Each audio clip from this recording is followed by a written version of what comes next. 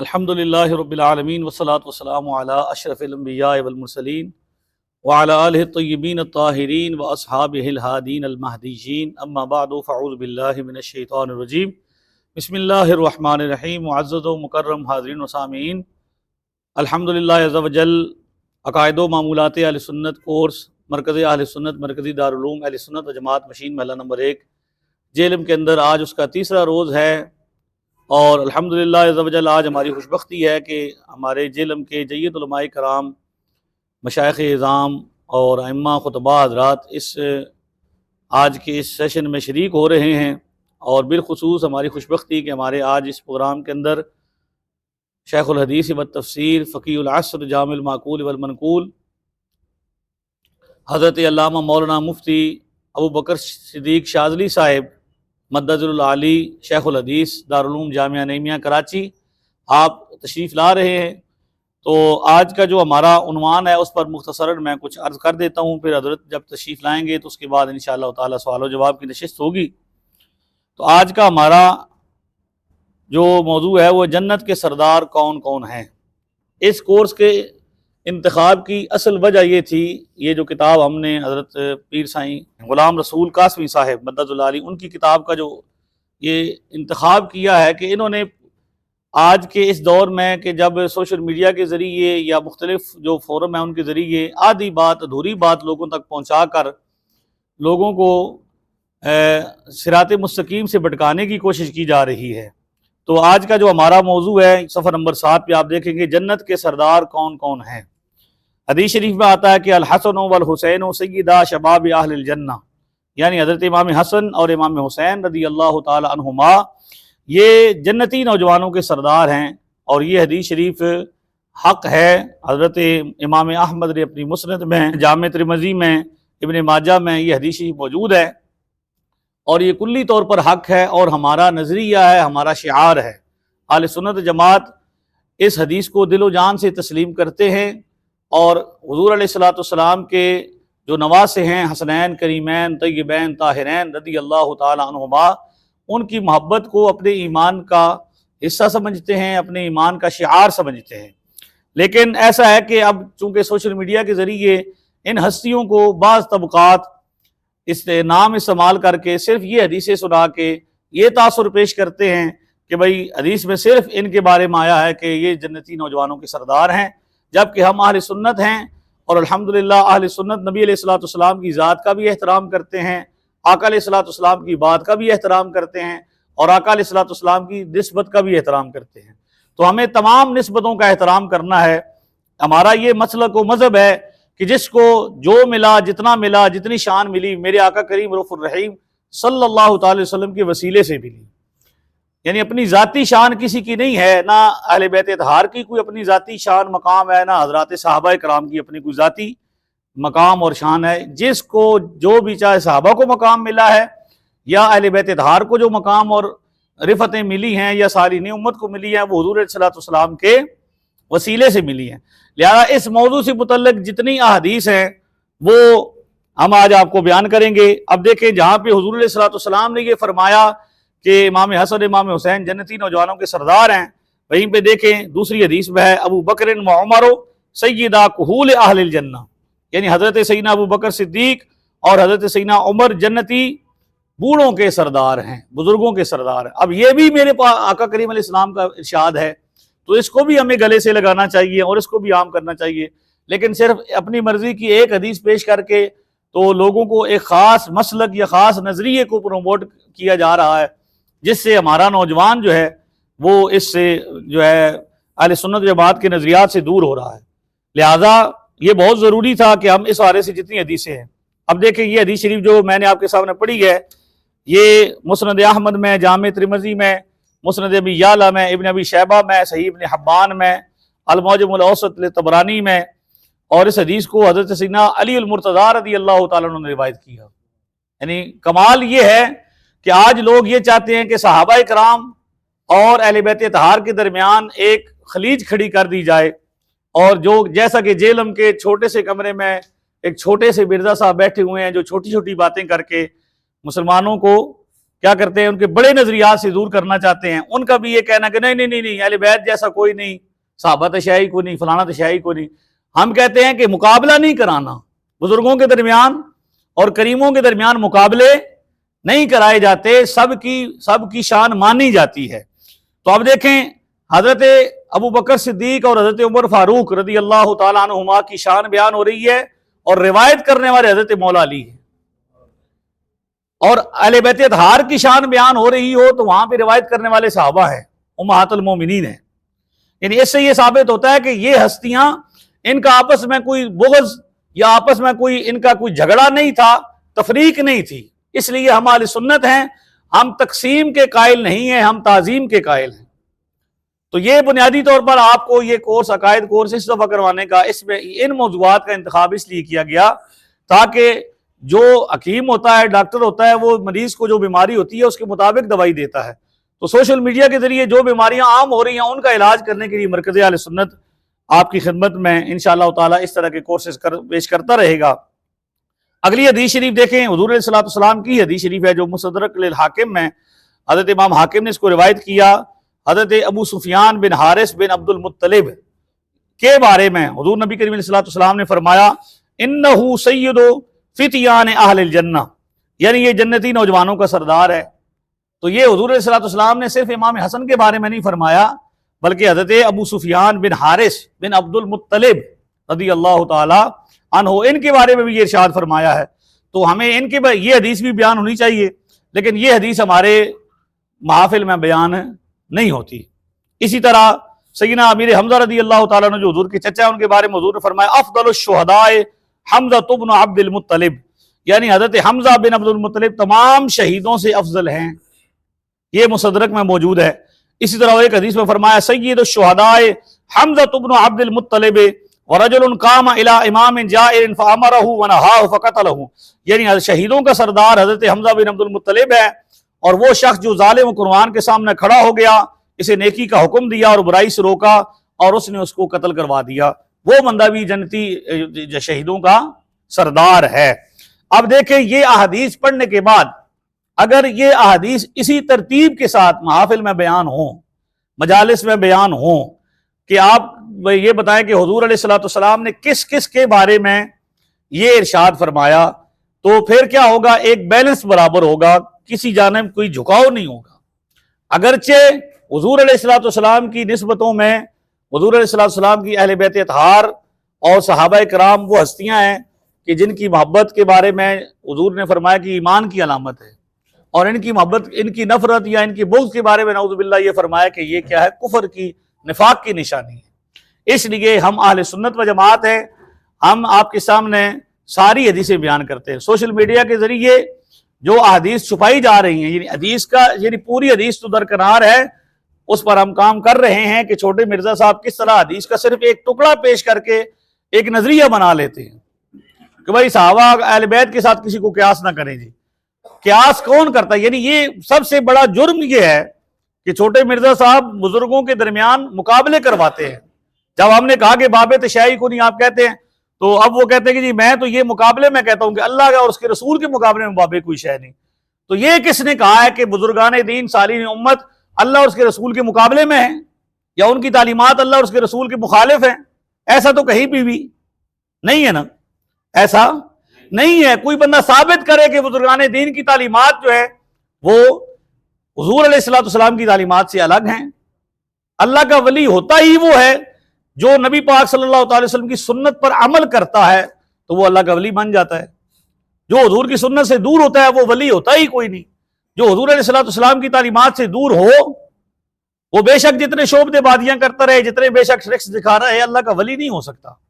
हमारे बुजुर्गों ने हमें बता दिया कि सुन्नत से हटकर हजरत जुनैद बगदादी का फरमान आला हजरत ने फतावा रिज़वी शरीफ में नकल किया, और हजरत मुजद्दिद अल-फिसानी रहमतुल्लाह अलैह ने भी ये बात नकल की कि अगर एक बंदा सुन्नत पर आमिल नहीं है और वो हवा में भी उड़ रहा है तो वो अल्लाह का वली नहीं है। हवा में उड़ना एक कमाल है ना, बज़ाहिर बंदा कहता कि भाई यार बड़ी बात है कि बंदा हवा में उड़ रहा है, लेकिन अगर सुन्नत से हटा हुआ है, सुन्नत से दूर है, तो वो बंदा अल्लाह का वली नहीं हो सकता। लिहाजा हम अहले सुन्नत व जमात जो है वो तमाम नबी पाक की तमाम निस्बतों का एहतराम करते हैं, लिहाजा मेरी गुजारिश है वो खुतबा, वो उलमा, वो नुकबा जो महफिल में जाते हैं, वो जब भी ये हदीस शरीफ बयान करे कि अगर मौजू है, यानी जिस हस्ती का मौजू है, अगर अहले बैत तहार के अय्याम चल रहे हैं तो खुल के हज़रत अहले बैत तहार की शान बयान करें। ये गलत बात है कि एक बंदा ये कहे कि भाई जहाँ पे अहले बैत की शान बयान हुई है तो अब जनाब सहाबा की बयान करें मुकाबले में। मुकाबला नहीं करवाना। अगर अय्याम अहले बैत तहार के हैं, मुहर्रम अल हराम के अय्याम है या इमाम हसन का दिन है, तो खुल के इमाम हुसैन की शान बयान करें, इमाम हसन की शान बयान करें। और इसी तरह अगर अय्याम जो है वो चल रहे हैं सहाबा इकराम के, तो सहाबा इकराम की बात करें। इसलिए हमें एक के जिक्र से दूसरे की नफी को नहीं समझना कि अगर अहले बैत का जिक्र हो रहा है तो सहाबा की नफी हो रही है, या सहाबा का जिक्र हो रहा है तो दूसरे की नफी हो रही है। इस साजिश को भी हमने क्या करना है, नाकाम करना। हमने कहना है सब हमारे हैं, हमारे सर के ताज हैं। अल्लाह तबारक व तआला हमें अमल करने की तौफीक अता फरमाए। क़िबला मुफ्ती साहब तशरीफ़ ला रहे हैं और आप यहाँ हज़रात तशरीफ़ रखें, इंशाअल्लाह उनका इस्तकबाल होगा। और उसके बाद इस नशिस्त में आपको हम खुशामदीद कहते हैं। जितने उलमा तशरीफ़ लाए अल्लाह ताला सबको बरकत दे। अल्हम्दुलिल्लाहि रब्बिल आलमीन वस्सलातु वस्सलामु अला अशरफिल अंबिया वल मुरसलीन व अला आलिहि तय्यबीन अत्ताहिरीन व अस्हाबिहिल हादीन अल महदीयीन। अम्मा बाद फ़अऊज़ु बिल्लाहि मिनश शैतानिर रजीम। बिस्मिल्लाहिर रहमानिर रहीम। मुअज़्ज़ज़ व मुकर्रम उलमाए कराम, मशाइख़ इज़ाम, तलबाए किराम, अल्लाह रब्बुल इज़्ज़त का बड़ा फज़ल व करम हुआ कि आज मरकज़ आले सुन्नत, मरकज़ी दारुल उलूम अहले सुन्नत व जमात मशीन महल्ला नंबर 1 जेहलम के अंदर आलम इस्लाम की अजीम शख्सियत उस्तादुल उलमा वल फ़ुक़हा फ़क़ीहुल असर शेखुल हदीस व तफ़सीर जामिल माक़ूल वल मनक़ूल हज़रत अल्लामा मौलाना पीर मुफ्ती अबू बकर सिद्दीक़ अश-शाज़ली साहिब दामज़िल्लुहु आप तशरीफ़ लाए हैं। मैं मरकज़ आले सुन्नत, मरकज़ी दारुल उलूम अहले सुन्नत जमात मशीन महल्ला नंबर 1 जेहलम के रईसुल जामिया साहबज़ादा वाला शान साहबज़ादा बरक़ात अहमद नक्शबंदी साहब आस्ताना आलिया कालदेव शरीफ आपकी तरफ से और इस इदारे के जुमला असाता की तरफ से, सुन्नी उलमा कौंसिल की तरफ से मैं आपको खुशामदीद कहता हूँ। आप तशरीफ़ लाए हैं, हमारे सर आँखों पर हैं, हमारी बड़ी खुशबख्ती है, आपने कदम रंजा फरमाया है। तमाम उलमा जेहलम के आज बड़ी मसरूफियात के बावजूद यहाँ तशरीफ़ लाए, मैं तमाम का शुक्रगुज़ार हूँ। अल्लाह ताला आपको अजर अज़ीम अता फ़रमाए। ये कोर्स अक़ायद व मामूलात आले सुन्नत जमात के नाम से है और ये अल्हम्दुलिल्लाह हर साल होता है।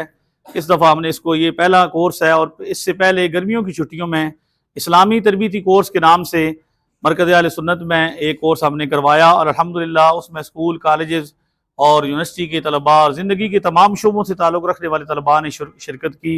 अल्हम्दुलिल्लाह जेहलम के अंदर जो फितना मौजूद है मिर्ज़ा जूनियर का, उसके ख़िलाफ़ अल्हम्दुलिल्लाह मरकज़ आले सुन्नत से काम हो रहा है। और मैं मुफ्ती साहब की खिदमत में ये खुशखबरी पेश करता हूँ कि सिर्फ जेहलम के अंदर 150 जो स्टूडेंट हैं उसके हमने वो वापस अहले सुन्नत जमात के मसलक पर आए हैं।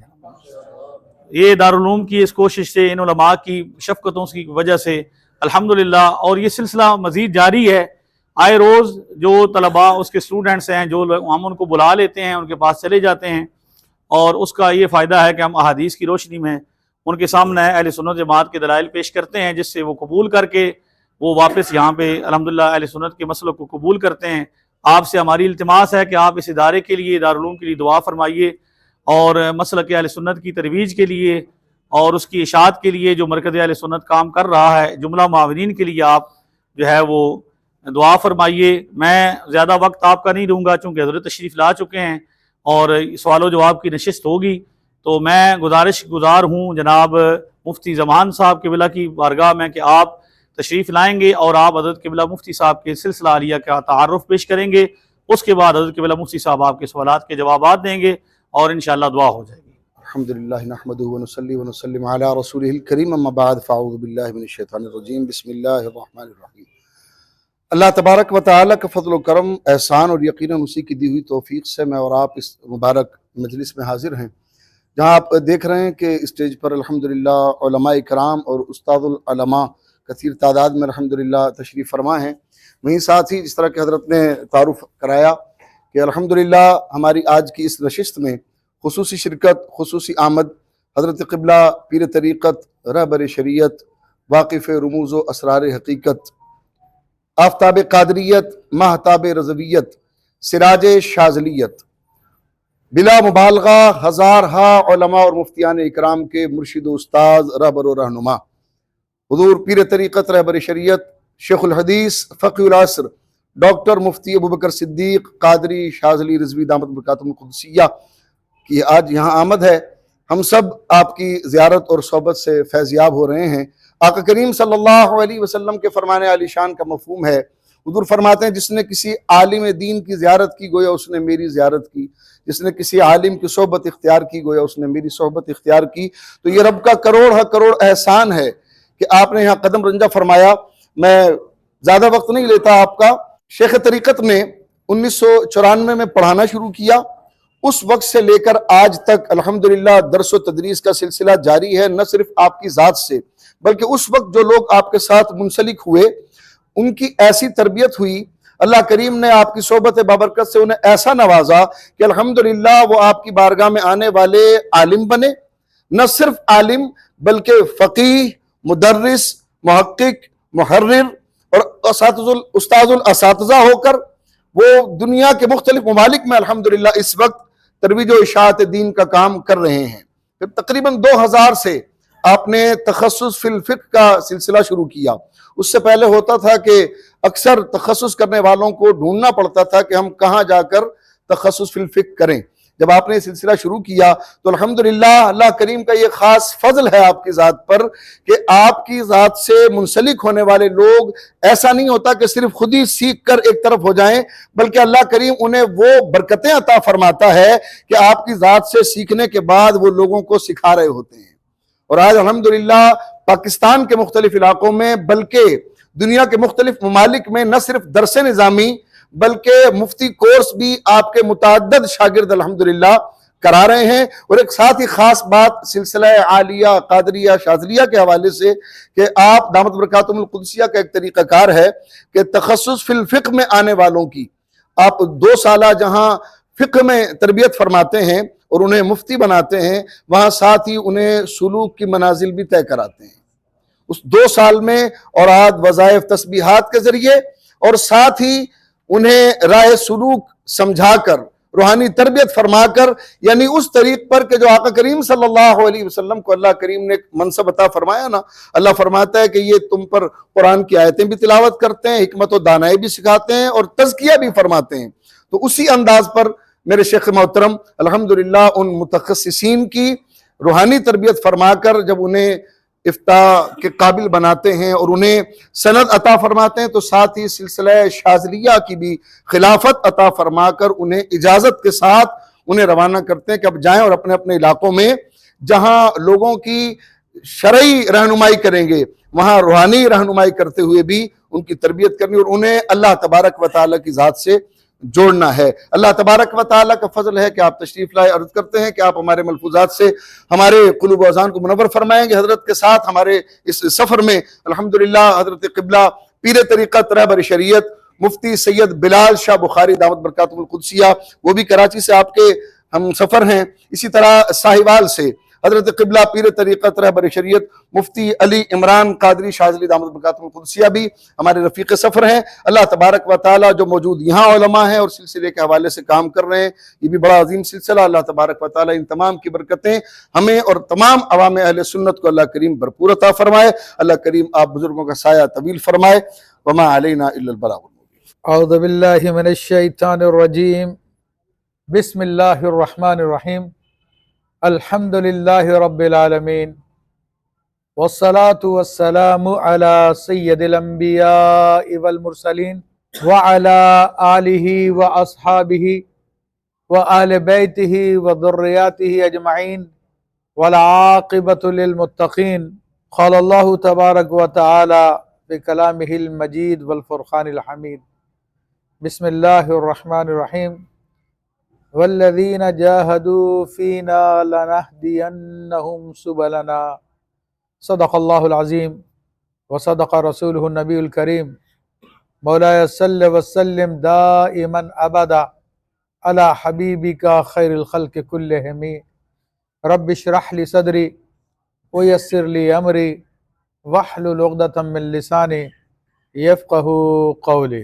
अल्हम्दुलिल्लाह इस वक्त हम मुतअद्दिद उलमाए किराम जो नबी करीम सल्लल्लाहु अलैहि वसल्लम के वारिसीन हैं उनकी सोहबत में बैठे हुए हैं और ये अल्लाह का फ़ज़ल है कि उसने अपनी मखलूक में जो सबसे आला और सबसे अफजल लोग हैं उनके दरमियान में हमको जमा किया। मेरे दाएं जानिब हज़रत अल्लामा सदरुल मुदर्रिसीन अल्लामा हसन रज़ा यलदरम ज़ीदा मजदू, और मेरे बाएं जानिब मदरसा हाजा के माशाअल्लाह उस्तादुल असातिज़ा मोहतमिम यहाँ पे मौजूद है अल्हम्दुलिल्लाह रब्बिल आलमीन। और तकरीबन उलमाए किराम उनके नामों से आप वाकिफ़ हैं, तो ये बड़ी सादत की बात है कि ये उलमाए किराम कुछ सामने ही बैठे हुए हैं। तो अल्हम्दुलिल्लाह ये नबी करीम सल्लल्लाहु अलैहि वसल्लम के वारिसीन है और ये सब के सब अल्लाह के वली हैं। इसमें कोई शक नहीं होना चाहिए कि उलमा ही अल्लाह के वली होते हैं। कि हज़रत इमाम मालिक रज़ी अल्लाह तआला अन्हु इरशाद फरमाते हैं कि अगर उलमा अल्लाह के वली नहीं है तो इस ज़मीन पे कोई अल्लाह का वली नहीं है। और ये जो कोर्स आप कर रहे हैं ये अकाइद और आमाल के एतबार से कोर्स कर रहे हैं अल्हम्दुलिल्लाह। और ये इंतहाई ज़रूरी चीज़ है कि जब तक इंसान अकाइद इस्लामिया को ना जाने वो एक सही मुसलमान नहीं हो सकता, तो पीर क्या होगा वो। और आज के ज़माने में हमारे यहाँ पर बहुत ज़्यादा गुमराही फैलाई जा रही है, प्लानिंग के साथ की जा रही है। जिस तरह कि अभी मिर्ज़ा जहन्नुमी का जिक्र किया, उसने भी हर तरफ ये गुमराही फैलाई। और भी इसी तरह बहुत सारे लोग हैं जो कि उलमा के रूप में हैं, कोई सादात के रूप में है, मुख्तलिफ सूरतें इख्तियार कर कर अहले सुन्नत को कमज़ोर करने के लिए साजिशें कर रहे हैं। और इस टाइम में ये मरकज़ी दारुल उलूम अल्लाह तबारक व तआला इसको हमेशा आबाद रखे और इसके फैज़ को ता क़यामत तक लोगों में जारी सारी फरमाए। उसका ये बड़ा मुस्तहसन कदम है कि अल्हम्दुलिल्लाह यहाँ पर अकाइद व आमाल का एक कोर्स शुरू किया गया जो कि हर मुसलमान को सीखना लाजमी है, बल्कि फ़र्ज़ है। ये ऐसी चीज़ें हैं कि सीखना फ़र्ज़ है। और ये बड़े सादतमंद लोग हैं जो अल्हम्दुलिल्लाह ये सारे के सारे काम को सीख रहे हैं और यहाँ पे क्लासेस बाकायदा अटेंड कर रहे हैं। अज़ीज़ान मोहतरम, अकाइद व आमाल के हवाले से अकाइद ख़ास तौर पर वो अहमियत के ऐसी अहमियत है उनकी जिस तरह के दरख्त होता है और दरख्त में जड़ की हैसियत होती है कि अगर उसकी जड़ काट दी जाए तो फिर वो दरख्त बाकी नहीं रहता। तो इसी तरह अगर अकाइद को निकाल दिया जाए तो फिर इस्लाम भी बाकी नहीं रहता। तो अकाइद में मजबूती ज़रूरी है और उसका जानना भी बहुत ज़रूरी है। होना तो ये चाहिए कि हर शख्स को इल्म दीन के अंदर महारत हासिल करनी चाहिए ताकि वो सही मुसलमान बन सके, क्योंकि बग़ैर अकाइद सीखे, उनके दलाइल सीखे, दीन इस्लाम की पैरवी करना ये ईमान तकलीदी कहलाता है। यानी वो जिस तरह के हम फ़िक़्ह में तकलीद करते हैं, बुज़ुर्गों से मसले पूछ पूछ के उस पर अमल करते रहते हैं, तो इसी तरह ये अकाइद की तकलीद कहलाती है। और हमारे उलमा इस बात को बयान कर चुके हैं कि अकाइद में तकलीद जायज़ नहीं है। हर शख्स पे लाजिम है कि वो अपने अकाइद को सीखे। और हज़रत अल्लामा खादिम कौनवी रहमतुल्लाह तआला अलैह अपनी किताब अल बरीक़ा जो कि शरह तरीक़ा मुहम्मदिया है, उसमें इरशाद फरमाते हैं कि अवाम अकाइद और उसके दलाइल ना सीखने की वजह से गुनाहगार है, लेकिन उनका ईमान ज़रूरतन काबिल कबूल है। वरना हकीकत तो यह है कि सबको अपने अकाइद के दलाइल सीखने चाहिए, उसके बारे में मालूमात करने चाहिए। और ये ईमान अगरचे कि अल्लाह के यहाँ पे भी काबिल कबूल है, लेकिन उज़र के साथ। लेकिन अजीज़ान मोहतरम, ये ईमान ऐसा होता है कि जिसके छिन जाने का ख़तरा होता है। और इसके बाद जो दलाइल के साथ जो उलमा का ईमान होता है वो ईमान बुरहानी कहलाता है, दलाइल के साथ होता है। और इससे ऊपर जो तीसरा दर्जा ईमान का कहलाता है वो ईमान एहसानी कहलाता है, जिसे ईमान इरफानी भी कहते हैं, जिसे ईमान शहूदी भी कहते हैं। वो दर्जा सूफिया किराम की सोहबत में रहकर हासिल होता है कि उसमें इंसान मुशाहिदा करता है सारी बातों का। और उस ईमान के बारे में औलिया किराम ने लिखा, उलमा किराम ने लिखा कि वो ऐसा ईमान होता है कि जो शैतान छीन नहीं सकता। वरना मौत के वक्त खुद शरह फ़िक़्ह अकबर, जो इमाम आज़म अबू हनीफ़ा रहमतुल्लाह की किताब फ़िक़्ह अकबर है, उसकी शरह मुख्तलिफ़ बुज़ुर्गों ने की है, अल्लामा अली क़ारी रहमतुल्लाह अलैह ने भी की है। उसमें लिखा कि हदीसें लिखी हैं कि जब मौत का वक्त आता है तो शैतान आता है और वो जो पुराने रिश्तेदार जो दुनिया से जा चुके होते हैं, उसके माँ बाप या किसी और सूरत में, वो सूरत बनाकर आता है और आकर कहता है कि बेटा अब तो तुम्हारी मौत का वक्त करीब आ चुका है, हम भी दुनिया में धोखे में रहे, तो अब मरने के बाद पता चला कि जनाब वो ईसाई मज़हब सबसे अच्छा है, माज़अल्लाह, तो तू ईसाई मज़हब कबूल कर ले ताकि तू भी कामयाब हो जाए बाद में। तो अगर वो ईमान उसका पक्का होता है और ईमान की उसने पूरी ज़िंदगी फ़िक्र रखी होती है, उलमा की सोहबत में रहा है वो, तो अल्हम्दुलिल्लाह अल्लाह ताला के फजल करम से अपना मुंह फेर लेता है। जब उधर मुंह फेरता है तो फिर उधर शैतान वापस दूसरी सूरतें बनाकर आता है और आगे कहता है कि बेटा हमें तो पता चला कि मरने के बाद कि यहूदी मज़हब बड़ा अच्छा है, तो तेरा भी मौत का वक्त आ चुका, तू ये मज़हब कबूल कर ले।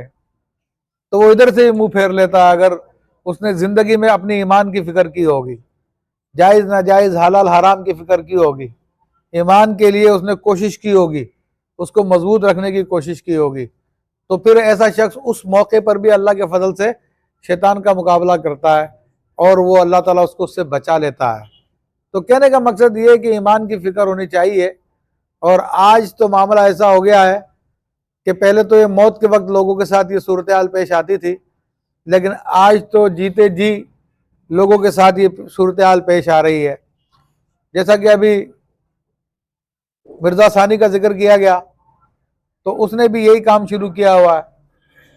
नौजवान नस्ल जो बेचारे अकायद तो अकायद इस्लामी आमाल के बारे में भी कुछ उनको मालूमात नहीं है, नमाज रोज़े के बारे में मालूमात नहीं है, शौक़ शौक़ में जाकर उसकी महफिल में बैठते हैं और उसकी शैतानी मंतिक के तहत उसकी बातें सुनकर उससे मुतासिर हो जाते हैं और उनका अकीदा अंदर अंदर बदल भी चुका होता है। बाज़ औक़ात कोई ज़ाहिरी तौर पे कहता है नहीं नहीं मुझे उस पर कोई असर नहीं हुआ, मुझे उसका कोई असर नहीं हुआ, लेकिन अंदर वो मुतज़लज़ल हो चुका होता है।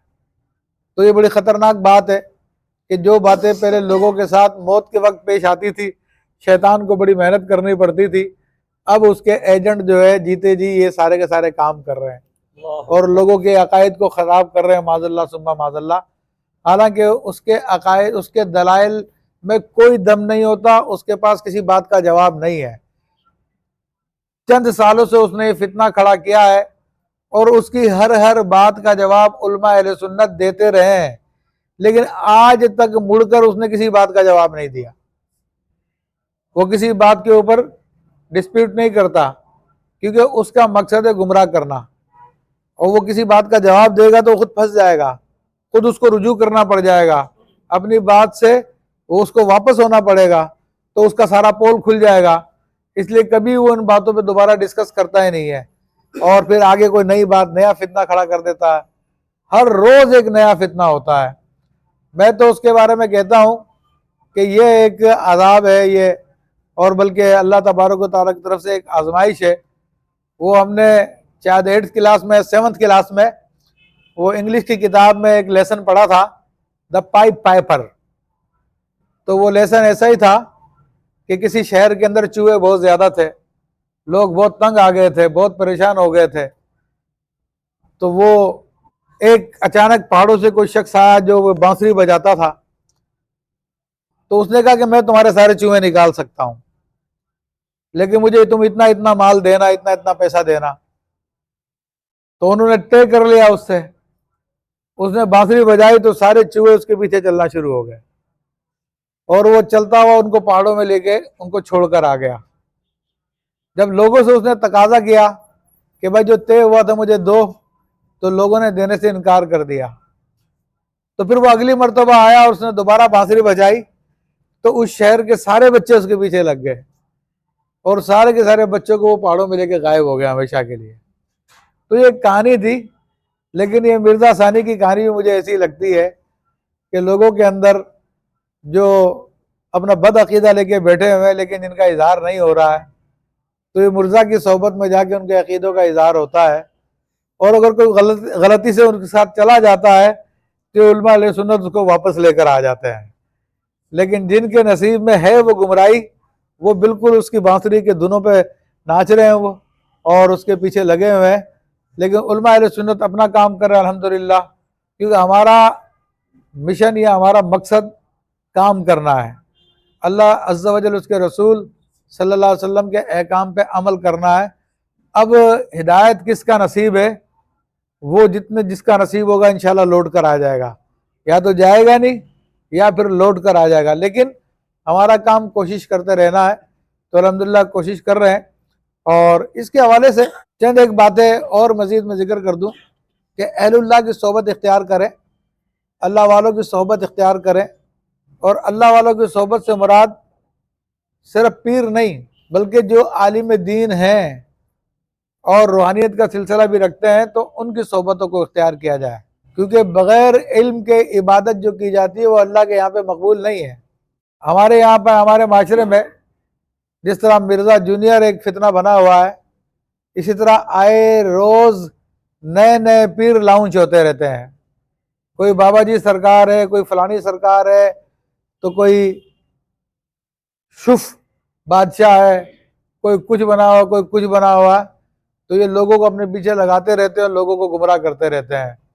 और हमारी आवाम इतनी भोली है कि उनको बेचारों को कोई एहसास ही नहीं होता कि हम किधर जा रहे हैं, किधर नहीं जा रहे। और इसमें कुछ हम लोगों का भी कसूर है कि हम जब भी औलिया किराम के बारे में बात करते हैं तो उनकी करामत से इब्तिदा करते हैं, उनकी करामत पे ख़त्म कर देते हैं। और जो औलिया किराम की जो प्रैक्टिकल लाइफ थी उसको कभी बयान नहीं करते। किस तरह से उन्होंने इल्म दीन हासिल किया, किस तरह से इल्म दीन के तकाज़ों पे अमल किया, किस तरह से उन्होंने इल्म दीन की तरवीज की, इशाअत की, किस तरह शरई मसलों का वो ख्याल रखते थे, वो कभी हम बयान नहीं करते। तो अब आवाम भी ये समझती है कि जो जनाब को हैरत अंगेज़ काम करके दिखा दे तो समझ लो वही अल्लाह का वली है। तो इसी नफ्सियात को मद्देनजर रखते हुए ये जो 2 नंबर लोग आ रहे हैं यहाँ पर, तो उन्होंने भी फिर यूट्यूब का सहारा लेकर, वीडियो का सहारा लेकर अपनी करामतें मार्केट में लॉन्च कर दी है। और ख़ुद जो हमने तालीम दी उसके मुताबिक लोग उनके पीछे लग गए हैं। अब कि हमने यही बताया था कि वली होता वही है। हालांकि अगर पीरान पीर दस्तगीर रोशन ज़मीर महबूब सुबहानी खुतब रब्बानी सैयदना शेख अब्दुल कादिर अल जीलानी रहमतुल्लाह तआला अलैह की हम बात करते हैं, तो उनकी पूरी प्रैक्टिकल लाइफ आप देखें कि किस तरह से मादुरजात वली होने के बावजूद उन्होंने बाकायदा इल्म दीन हासिल किया। क्योंकि हीरा कान में होता है तो वो काला स्याह होता है, उसकी खूबसूरती जाहिर तब होती है जब किसी जौहरी के हाथ में आता है। तो अगर मादुरजात वली भी होता है तब भी उसको उस्तादों के सामने बैठ के इल्म दीन हासिल करना पड़ता है, फिर शयूख की खिदमत में बैठ के उसको तरबियत हासिल करनी पड़ती है। तो हजूर गौसे पाक रहमतुल्लाह अलैह ने अपनी ज़िंदगी का कितने 25-30 साल जो है इसी काम में सर्फ किए हैं कि इल्म दीन हासिल करते रहे और वो सऊबतें बर्दाश्त करते रहे, मदारिस के अंदर रह के अपनी ज़िंदगी गुजारी, भूखे रहे, कैद को बर्दाश्त किया। और उसके बाद फिर जब उनको हुक्म दिया गया कि अब आप मखलूक में आके खिदमत करें, तो आगे सबसे पहले उन्होंने मदरसा ही बनाया, कोई खानका नहीं बनाई थी, उन्होंने आगे मदरसा बनाया था सबसे पहले। और मदरसे के अंदर उलमा ने लिखा कि आपका मामला ये था कि तलबा के साथ खाते थे, पीते थे, हत्ता के तलबा के कपड़े भी धो के दे दिया करते थे। लेकिन हम लोग तो बस ये दिखाते कि आपने एक निगाह डाली, वो चुईया के 2 टुकड़े कर डाले, आपने एक शख्स पर नजर डाली तो उसको पानी का कतरा बना दिया, आपने यूं किया तो ये हो गया और यूं किया तो वो हो गया। वो जो आपकी प्रैक्टिकल लाइफ है उसको कोई भी बयान नहीं कर रहा होता। तो जिससे लोगों के दिमागों में, जहनों में औलिया किराम का एक गलत तस्वुर बैठ गया कि औलिया किराम होते वही है जो साहिब करामात होते हैं। तो अजीज़ान मोहतरम ऐसा नहीं है। औलिया किराम वो होते हैं जो नबी अलैहिस्सलाम की सुन्नत पे अमल करते हैं, चाहे उनके पास करामत हो या ना हो। ये करामत एक अलग शोभा है। आप हजूर गौसे पाक रहमतुल्लाह तआला अलैह के आप सारे के सारे मामलात को आप देख लीजिए। इसी तरह और औलिया किराम, हज़रत दाता गंज बख्श रहमतुल्लाह अलैह का मशहूर वाक़या कि आपकी खिदमत में एक आदमी 10 साल रहा और 10 साल रहने के बाद कहता हज़रत मुझको इजाज़त दे दो, मैं हूँ कोई नया पीर फड़ना है, इतने कोई मज़ा नहीं है लभ्या। तो दाता साहब रहमतुल्लाह अलैह ने पूछा क्यों है पुत्र? कहने लगा दाता जी मैं 10 साल तो खिदमत की है पर मैंने कोई करामत नजर नहीं आई, तो कोई करामत नहीं वेखी मैं। और इतने पीरा का की हाल है, अपने कोल अपने नाल एक एजेंट रख देना जड़ा खड़ा होकर उन्होंने करामतें बयान करता है क्या जी हजरत साहब का ये मामला है कि हजरत साहब का फला मुरीद एक मुश्किल में फंस गया था, तो बस उसने हजरत को पुकारा तो हजरत अचानक वहां पे पहुंच गया और उसको मुश्किल से निकाल दिया। फलाना आदमी था, उसको कारोबार में नुकसान होता जा रहा था, वो बिल्कुल बेचारा जीरो हो गया था, वो हजरत का आगे मुरीद हुआ तो बस जी पहले उसकी एक फैक्ट्री थी अब उसकी 10 फैक्ट्रियां हो चुकी हैं। तो ये करामतें बयान करते हैं क्योंकि हमने लोगों को बताया यही है कि वली होता है वही है कि जिसके पास आके सारे काम बन जाए, सारी दुनिया आपको हासिल हो जाए, सारी चीजें हासिल हो जाए। विलायत का जो मयार है हमारे हम लोगों ने बताया नहीं लोगों को कि भाई विलायत का ये मयार नहीं है। तो दाता साहब की खिदमत में उसने भी यही चीजें सीखी हुई थी कि भाई वली वही होता है जो करामत वाला होता है। तो दाता साहब रहमतुल्लाह अलैह ने उसकी बात सुन के फरमाया कि बेटा तू 10 साल मेरे पास रहा, लेकिन क्या तूने मेरा कोई काम सुन्नत के खिलाफ देखा है? तो उसने कहा नहीं हजरत ये तो मैंने नहीं देखा कोई आपका काम सुन्नत के खिलाफ देखा हो। तो आपने फरमाया यही हमारी करामत है। तो ये मयारात हमें कौम को सिखाने पड़ेंगे, वरना ऐसे मिर्जा जहन्नमी आते रहेंगे और लोगों को फिर यही बातें कर करके जो गुमराह करते रहेंगे। वो इन्हीं छोटी मोटी बातों को पॉइंट बना के लोगों को गुमराह कर रहा है कि असल जो मयार है हमें वो कौम को बताना पड़ेगा, सिखाना पड़ेगा, लोगों को उसकी तरफ लाना पड़ेगा, लोगों को हकीकत बतानी पड़ेगी। देखिए असल मामला क्या है, चाहे वो इल्म दीन का मामला हो चाहे अकायद का मामला हो, असल में उसमें यही है कि नबी करीम सल्लल्लाहु अलैहि वसल्लम ने जो इल्म अपनी उम्मत को अता फरमाया उस इल्म का वो हामिल हो, उस इल्म का वो जानने वाला हो। क्योंकि नबियों ने अपने पीछे जो विरासत छोड़ी है वो माल दुनिया के असबाब नहीं छोड़े, बल्कि हदीस शरीफ में कि नहनु माशरल अंबिया ला नूरिसु दिरहम वला दिनारा, कि हम अंबिया का गिरोह अपने पीछे दिरों में दिनार नहीं छोड़ के जाते, वलाकिन्नल इल्म, बल्कि हम अपने पीछे इल्म छोड़ कर जाते हैं। तो जिसके पास जितना ज्यादा इल्म होगा वो उतना बड़ा नबी अलैहिस्सलाम का वारिस होगा। अब आप खुद बताओ, खुद फैसला करो, एक आदमी भी सिर्फ फूंके मार रहा लोगों को और कहते हैं जनाब उसको शिफा हो गई, तावीज दे रहा लोगों को शिफा हो गई, और एक आदमी आपके मोहल्ले की मस्जिद के अंदर रोजाना आपको 5 वक्त की नमाज पढ़ा रहा है, आप में से कोई मर जाए तो उसकी नमाज जनाजा पढ़ाता है, कोई शादी हो तो उसका निकाह करवाता है, आपके बच्चों को कुरान की तालीम देता है, आप जुम्मे के दिन आपको बैठ कर दिन की बातें बताता है और फिर हर मामले में आपकी रहनुमाई करता है। अब नबी अलैहिस्सलाम का वारिस ये आदमी है फूंके मारने वाला है? नबी अलैहिस्सलाम ने जो कुछ छोड़ा था वो किसके पास है?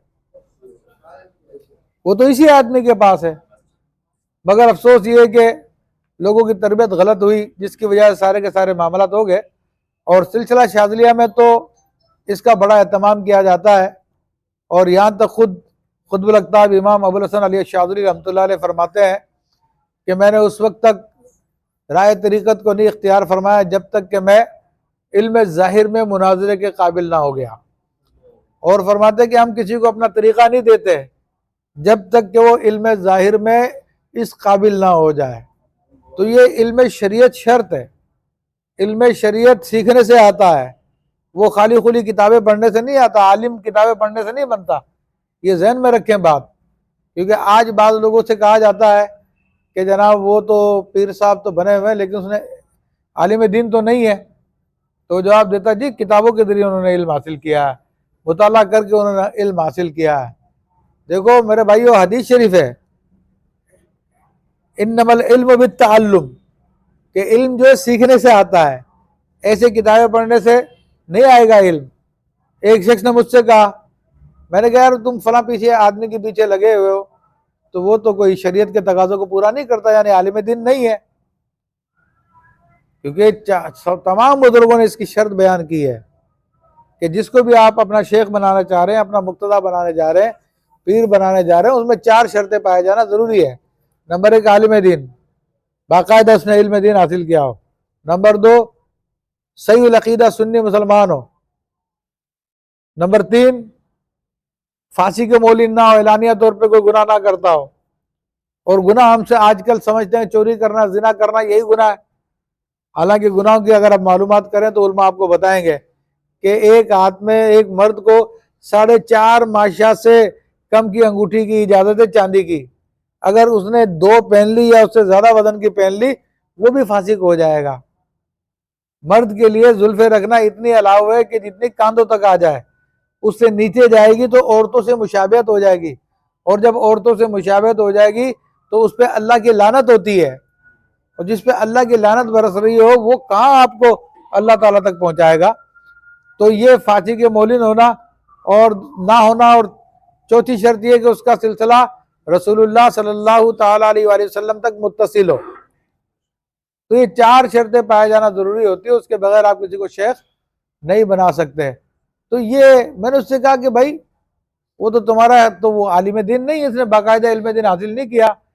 तो कहता नहीं जी, वो उन्होंने बहुत किताबों का मुताला किया, बहुत उन्होंने किताबें पढ़ी हैं, तो अब वो भी आलिम जैसे हो गए हैं, आलिम हो गए वो। मैंने कहा मेरे भाई एक बात मुझे बताओ कि एक आदमी मैट्रिक के स्कूल में पियोन है और वो तलबा के पास आता जाता, तलबा की खिदमत कर रहा है, वो 50 साल भी तलबा की खिदमत करता रहे, मैट्रिक के उस्तादों की खिदमत करता रहे, क्या वो मैट्रिकुलेशन हो जाएगा? उसको मैट्रिक की डिग्री दे दी जाएगी?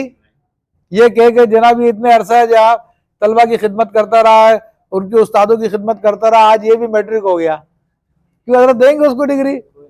कोई डिग्री नहीं देगा। तो फिर इसी तरह से उल्मा की खिदमत करके किताबें पढ़ के थोड़ा बहुत तो इल्म आ जाता है, लेकिन आलिम नहीं बनता। आलिम बनने के लिए उस्तादों के जूते सीधे करने पड़ते हैं, मदारिस के अंदर आके बैठना पड़ता है, और तब कहीं जाके बंदा आलिम दीन बनता है। ये जहन में रखे, ये मोटी मोटी बातें हैं। तो बहरहाल कहने का मकसद यही है कि इल्म दीन नहायत ज़रूरी है, जिसके अंदर सबसे अहम तरीन चीज़ ये अकायद है, क्योंकि अकायद के अंदर थोड़ी सी भी खराबी पैदा हो जाए बंदा अहले सुन्नत से निकल जाता है। और आज हमारे सामने उसके नज़ारे मौजूद हैं। मुख्तलिफ जगहों पर लोग बड़े उल्मा कहलाने वाले हैं, लेकिन उनके अकायद में खराबी हुई तो उनको अब कहते हैं कि जी आला हज़रत कहते हैं मुझे तकलीफ होती है, माज़ल्ला सुम्मा माज़ल्ला। तो भाई तेरा इल्म किस काम का? जब तू इस नहज को पहुंच गया है, तू राफजियत में अंदर, और यहाँ तक तू आ गया, तो तेरा इल्म तो किसी काम का नहीं रहा। तो लेकिन लोग बेचारे जाहिल है, वो उसके पीछे लगे हुए हैं, उल्टी सीधी फजूल बातें होती रहती है। तो सिलसिला शाज़िलिया में अल्हम्दुलिल्लाह इन चीज़, वैसे तमाम सिलसिलों में यही है, शाज़िलिया की ख़ास बात नहीं है ये, लेकिन दीगर सलासिल के अंदर थोड़ा इनातात आ गया कि अब एरे गैर नत्तु खैरे को खिलाफतें दी जाती है और उसको पीर के मनसब पे बिठा दिया जाता है। लेकिन इसके बरक्स शाज़िलिया सिलसिला, उसके अंदर आज तक ये पाबंदी जारी और सारी है। तो ये तो मुख्तसर से मेरे अकायद के हवाले से आपके सामने चंद बातें की है। तो सिलसिला शाज़िलिया के हवाले से मैं चंद एक बातें और आपके सामने जिक्र कर दूं, क्योंकि ये सिलसिला चूँकि आपने नाम पहली दफ़ा सुना होगा बहुत सारों ने, या बहुत कम सुना होगा, हमारे यहाँ पे लोग इसको नहीं जानते। तारुफ तो इसका बहुत तफसीली हो सकता है, लेकिन मैं चंद एक ऐसी बातें अर्ज कर दूं कि जिससे आपको अंदाज़ा हो जाएगा कि ये सिलसिला कोई पुराना नहीं है, कोई नया नहीं है, बल्कि ये कदीम सिलसिला है। क्योंकि इस सिलसिले के जो मशहूर शख्सियत है वो हज़रत क़ुत्बुल अक़ताब गौसुल अग़वास हज़रत सैयदना इमाम अबुल हसन अली अश-शाज़ुली रहमतुल्लाहि तआला अलैह हैं। और इमाम अबुल हसन अश-शाज़ुली रहमतुल्लाहि अलैह तकरीबन 596 हिजरी में आपकी विलादत हुई है, और तकरीबन हुज़ूर गौस पाक रहमतुल्लाह तआला अलैह का विसाल तकरीबन 540 या इस अरसे में हुआ। तो आपके विसाल के 30-40 साल बाद, 50 साल बाद आपकी विलादत हुई है। कदीम सिलसिला है, और ख़ास इस सिलसिले की बात यह है कि ये सिलसिला सैयदना इमाम हसन मुज्तबा रज़ी अल्लाह तआला अन्हु से सिलसिला आ रहा है। क्योंकि औलिया किराम की इसनाद के अंदर सिर्फ ये वाहिद सिलसिला है जो इमाम हसन मुश्तबा रदी अल्लाह तआला से आ रहा है, बाकी और दीगर सलासिल दीगर बुजुर्गों से आते हैं, ठीक है। और इसकी सनद इमाम हसन मुश्तबा और एक डायरेक्ट सनद इमाम हसन मुश्तबा रदी अल्लाह तआला की सरकार दो आलम सल्लल्लाहु अलैहि वसल्लम से, और दूसरी सनद आपकी आपके वालिद गिरामी मौलाए कायनात सैयदना अली कर्रमल्लाहु वजहुल करीम के ज़रिए से नबी अलैहिस्सलाम तक है। तो ये अक्ताब का सिलसिला है। अक्ताब का सिलसिला इसे इसलिए कहा जाता है कि इस उम्मत के पहले कुतुब हज़रत इमाम हसन मुश्तबा रदी अल्लाह तआला अन्हु है। कि उलमा ने लिखा कि इमाम हसन मुश्तबा से पहले बल्कि पिछले नबियों के ज़माने में भी ये जो औलिया का दीवान होता 360 का औलिया किराम का, उसमें पहले फरिश्ते हुआ करते थे। लेकिन जब सैयदना इमाम हसन मुश्तबा रदी अल्लाह तआला अन्हु ने अपनी दुनियावी बादशाहत की कुर्बानी दे दी और उम्मत को फसाद से बचाने के लिए साहबी रसूल हज़रत अमीर मुआविया रदी अल्लाह तआला अन्हु से सुलह कर ली, तो फिर क़यामत तक के लिए ये रूहानी बादशाहत आपको अता कर दी गई। और उस दीवान में सबसे पहले आपको दाखिल किया गया और आप पहले गौसुल आज़म है। तो उसके बाद फिर आपने इंसानों की तरबियत करके उस सारे के सारे दीवानों को इंसानों से भरा और फरिश्तों को फारिग कर दिया। अब उस वक्त से लेकर अब तक वो दीवान में इंसानी होते हैं, बशर होते हैं जो औलिया उम्मत होते हैं, और वो इस दीवान को चलाते हैं। और इमाम अबुल हसन अली शाज़िली रहमतुल्लाह अलैह, आप नसब के एतबार से भी इमाम हसन मुश्तबा के बेटे हैं और आप सिलसिले के एतबार से भी इमाम हसन मुश्तबा रदी अल्लाह तआला के बेटे हैं। तो एक तो ख़ास बात ये, फिर आप रहमतुल्लाह अलैह के फ़ज़ाइल व मनाक़िब से पहले बता दूं कि आपका फैज़ पूरी दुनिया में जारी हो सारी है। हर सिलसिले में आपका फैज़ जारी हो सारी है। मेरे इल्म में सलासिल में से कोई सिलसिला ऐसा नहीं है जो आपके फैज़ से मुस्तगनी हो। लोग जानते नहीं है, लेकिन मैं अभी आपको अर्ज करता हूं, जो उलमा है वो तो जानते हैं। बहरहाल देखिए, तमाम सलासिल को आप ले लीजिए, चाहे वो कादरी, सोरवर्दी, नक्शबंदी, चिश्ती या कोई और सिलसिला हो, उन तमाम सलासिल में दुआए हिज़्बुल बहर बड़ी ताकीद के साथ पढ़ी जाती है और इस कदर होती है कि वो तमाम पीर हजरात उसको पढ़ते हैं ताकि उनकी करामतें ज़ाहिर हो, और किसी और को नहीं देते सिवाय अपने खलीफा खास को देते हैं कि चलो भाई तू मेरा खलीफा हो गया, अब मैं चाहता हूँ तेरी भी करामत ज़ाहिर हो, तो उसको फिर हिज़्बुल बहर की इजाज़त दे देते हैं। तो हिज़्बुल बहर की बरकत से फिर उसकी भी करामतें जारी हो जाती है। पीर महबूब अली शाह बानवा कादरी अजहरी, जो अजहर शरीफ के फारिग तहसील थे, वो अपनी किताब में लिखते हैं कि हिज़्बुल बहर से मुतालिक उनकी किताब है कि ये ऐसी अजीम शान दुआ है कि जो उसको 1000 दफ़ा भी पढ़ ले तो उसका नाम औलिया की फहरिस्त में लिख लिया जाता है। तो तमाम सिलसिलों में ये दुआ जारी हो सारी है। आप ताजदार गोलड़ा पीर मेहर अली शाह साहब रहमतुल्लाह अलैह को ले लीजिए, तो वो खुद भी पढ़ा करते थे, इस दुआ के आमिल थे और उनके सिलसिले में जारी है। पीर सैयद जमात अली शाह साहब रहमतुल्लाह तआला अलैह, उनके सिलसिले को ले लीजिए, वो खुद भी पढ़ा करते थे, उनके सिलसिलों में जारी हो सारी है। हज़रत अल्लामा सैयद अहमद सईद शाह काज़मी रहमतुल्लाह तआला अलैह मुल्तान शरीफ वाले, वो खुद भी पढ़ा करते थे, उनके सिलसिलों में जारी हो सारी है। आप चाहे मोड़ा शरीफ को ले लीजिए, चाहे चूरा शरीफ को ले लीजिए, जितने भी सिलसिले हैं हमारे इर्द गिर्द के, उन सब के अंदर ये दुआए हिज़्बुल बहर जारी हो सारी है।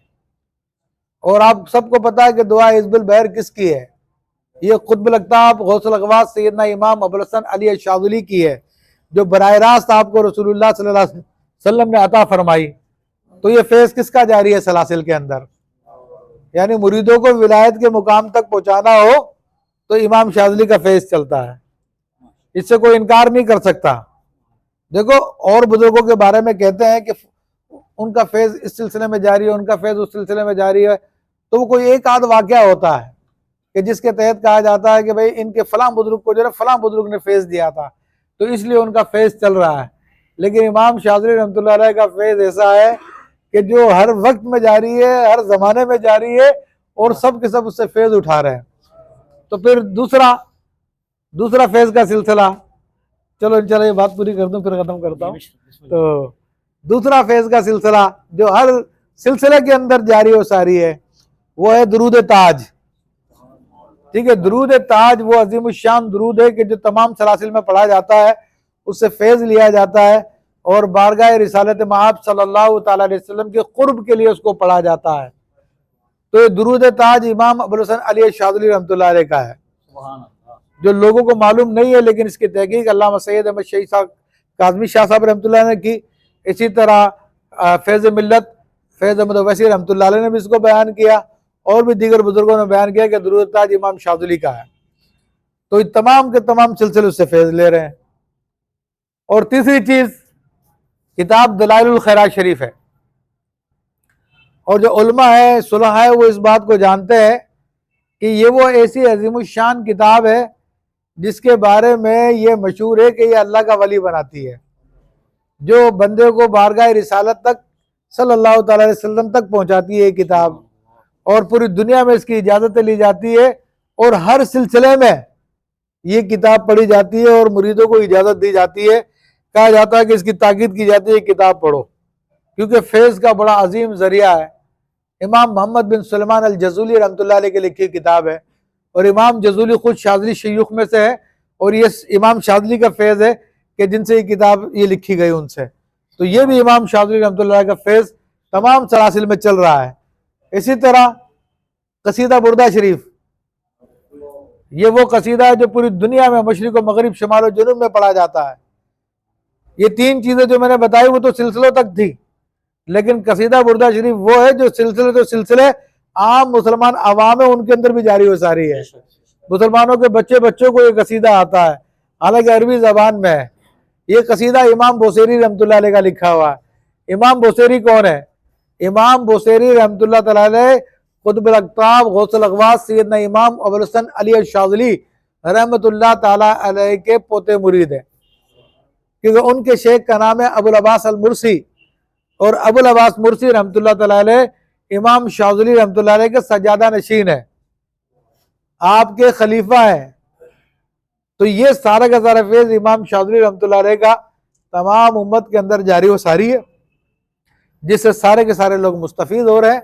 और जहाँ तक आपके मकाम व मर्तबे का ताल्लुक है तो उसका तयन नहीं किया जा सकता, लेकिन आपकी शान ये है कि आप कहते हैं वल्लाही लौ हजब अन्नी रसूलुल्लाह सल्लल्लाहु अलैहि वसल्लम तरफत ऐनिन मा आदतु नफ्सी मिनल मुस्लिमीन, कि अल्लाह की कसम रसूलुल्लाह सल्लल्लाहु अलैहि वसल्लम अगर एक लम्हे के लिए मेरी निगाहों से ओझल हो जाए तो मैं अपने आप को मुसलमान शुमार ना करूं। और ये सिर्फ आपका फरमान नहीं है, आपके सज्जादा नशीन आपके खलीफा अबुल अब्बास मुर्सी आपके बेटे नहीं थे, अबुल अब्बास मुर्सी आपके बेटे नहीं थे, आपके बेटे भी कई और सारे वली हैं, लेकिन उस जमाने में पीरी मुरीदी दुकान नहीं होती थी, आज दुकानें बन गई हैं। तो अब पीर का बेटा ही जो है पीर का सज्जादा नशीन और खलीफा होता है, क्योंकि अपनी दुकान पे बंदा अपने बेटे को ही बिठाता है, हर एक को तो नहीं बिठाएगा। मुरीदीन में कितने काबिल क्यों ना हो, बड़े बड़े आलिम क्यों ना हो, बड़े बड़े मनाजिर इस्लाम क्यों ना हो, बड़े नेक सुलह क्यों ना हो, लेकिन वो कहते हैं कि अंधा बांटे रेवड़ियां अपने अपने को। तो वो वाला हिसाब किताब चलता है कि अपने बेटे को बनाता है, फिर वो अपने बेटे को बनाता है। लेकिन बुजुर्गों में ऐसा नहीं होता है, जिनके पास हकीकतन दौलत होती थी वो ऐसा नहीं करते थे। तो इमाम शाज़िली रहमतुल्लाह अलैह ने अबुल अब्बास मुर्सी रहमतुल्लाह अलैह को अपना खलीफा बनाया, जानिशीन बनाया। और वो कहते हैं कि अल्लाह की कसम 40 साल ऐसे गुजर गए कि रसूलुल्लाह सल्लल्लाहु अलैहि वसल्लम एक लम्हे के लिए मेरी निगाहों से ओझल नहीं हुए। और सिर्फ उन्हीं तक ये बात महदूद नहीं रहती है, उनके खलीफा दाऊद माखली रहमतुल्लाह अलैह वो भी यही कहते हैं, उनके खलीफा मोहम्मद वफा बहर सफ़ा वो भी यही कहते हैं, उनके खलीफा अली वफा वो भी यही कहते हैं। फिर उनका सिलसिला नीचे तक उन बुजुर्गों की ये शान है कि वो यही कहते हैं। और बल्कि मैं आपको बता दूं, हमारी उम्मत के अंदर उम्मत मुस्लिमा में चंद बुजुर्ग ऐसे हैं जो कि हजूरी वाली कहलाते हैं, जिनमें एक अल्लामा जलालुद्दीन सयूती का नाम आप हजरात ने सुना होगा कि हदीस पढ़ते थे, रसूलुल्लाह सल्लल्लाहु अलैहि वसल्लम को देखते थे, पूछते थे कि या रसूलुल्लाह सही है नहीं है, तो आप इशारा फरमाते थे तो आप कहते हैं सही है, वरना मना कर देते थे। ये अल्लामा जलालुद्दीन सयूती ये भी शाज़िली है, सिलसिला शाज़िलिया में। दूसरे शेख मुहक्किक अब्दुल हक मुहद्दिस देहलवी रहमतुल्लाह तआला अलैह, ये अब्दुल वहाब मुत्तकी रहमतुल्लाह अलैह के खलीफा हैं वो, तो ये भी सिलसिला शाज़िलिया से हैं। इनके बारे में मशहूर है कि 70 मरतबा जागते में रसूलुल्लाह सल्लल्लाहु अलैहि वसल्लम की ज़ियारत की है उन्होंने। तो इस उम्मत के जितने हजूरी वाले बुजुर्ग आप देखोगे वो सारे के सारे यही निकलेंगे। और जहाँ तक उलमा की बात है, सुलह की बात है, तो आप जिस बड़े आलिम पर हाथ रखेंगे वो शाज़िली निकलेगा आपको। मैं चंद के नाम बताऊं, हजरत वो अल्लामा इब्न आबिदीन शामी रहमतुल्लाह अलैह, जिनकी किताब पर पूरी दुनिया में फ़िक़्ह हनफी में फतवा दिया जाता है, वो शाज़िली सिलसिले के शेख हैं। फ़िक़्ह हनफी के अंदर जिनकी हैसियत जिस तरह हदीस की किताबों में बुखारी और मुस्लिम की है, इमाम मुस्लिम इमाम बुखारी, तो हमारे यहाँ पे हनफियों में किताब अल बहरुर राइक और फतुल कदीर की हैसियत ऐसी है। तो अल बहरुर राइक के मुसन्निफ अल्लामा ज़ैनुद्दीन इब्ने नुजैम रहमतुल्लाह तआला अलैह साहिब बहरुर राइक जो हैं वो भी शाज़िली सिलसिले के शेख हैं और 10 साल तक अब्दुल वहाब शारानी रहमतुल्लाह अलैह की खिदमत में तरीक़त सीखते रहे हैं। और अब्दुल वहाब शारानी खुद शाज़िली है, अब्दुल अजीज़ दब्बाग खुद शाज़िली है, शेख अली खव्वास खुद शाज़िली है, और इसी तरह इमाम कमालुद्दीन इब्ने हुमाम रहमतुल्लाह तआला अलैह साहिब फतुल कदीर, ये शाज़िली सिलसिले के बड़े शेख। और मदरसा शेखुनिया में उनकी बाकायदा नशिस्त लगती थी जिसके अंदर लोगों को वो तरीक़त सिखाते थे। और वो तो इतनी मोहब्बत करते थे सिलसिला शाज़िलिया से कि जब उनका इंतकाल होने लगा तो कहा कि मुझको शेख अताउल्लाह इब्ने इस्कंदरी रहमतुल्लाह अलैह के कदमों में दफन करना। और अताउल्लाह इस्कंदरी रहमतुल्लाह अलैह इमाम शाज़िली के पोते मुरीद है। फिर ये तो मैंने फ़िक़्ह हनफी के चंद एक नाम बताए। अगर आप वैसे हदीस के अंदर दुनिया में आ जाए तो हदीस की बुखारी की 3 शुरुआत मशहूर है, ठीक है। फतुल बारी अल्लामा इब्न हजर अस्कलानी रहमतुल्लाह अलैह की, वो शाज़िली है।